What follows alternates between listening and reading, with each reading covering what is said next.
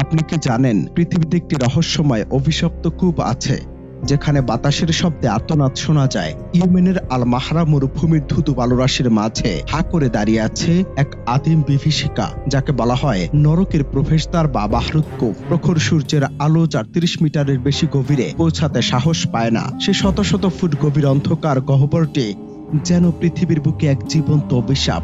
কোনো সাধারণ কূপ নয়, বরং এটি এক দুর্ভেদ্য অন্ধকার যা হাজার হাজার বছর ধরে বিজ্ঞান আর অলৌকিকতার এক রুদ্ধশ্বাস লড়াইয়ের সাক্ষী হয়ে দাঁড়িয়ে আছে। অনেক সময় এর বুক থেকে বেরিয়ে আসে পচা মাংসের মতো উৎকট গন্ধ, আর নিচ থেকে নাকি ভেসে আসে অদ্ভুত সব শব্দ। জনশ্রুতি আর মিথুলজির পাতায় এই কূপকে ঘিরে রয়েছে হাড়হিম করা সব কাহিনী। বলা হয় এটি নাকি পৃথিবীর নিকৃষ্টতম পানির আধার এবং অভিশপ্ত জিনদের কারাগার।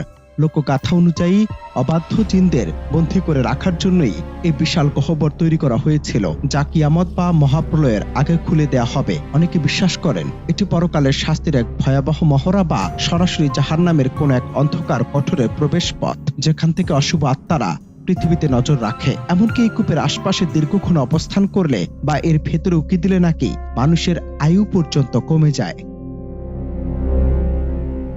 ২০২১ সালে ওমানি গুহা অনুসন্ধান দল প্রথমবারের মতো এই ১১২ মিটার গভীর আতালপুরীতে অবতরণ করে ইতিহাসের মোড় ঘুরিয়ে দেয়। সেখানে তারা মৃত পশু পাখির হাড়গোড়, গুহা মুক্তা আর অসংখ্য বিষধর সাপের দেখা পেলেও কোনো অতিপ্রাকৃত দানবের অস্তিত্ব খুঁজে পায়নি। তবে বিজ্ঞানীদের এই যুক্তি কি আদিম ভয়কে জয় করতে পেরেছে?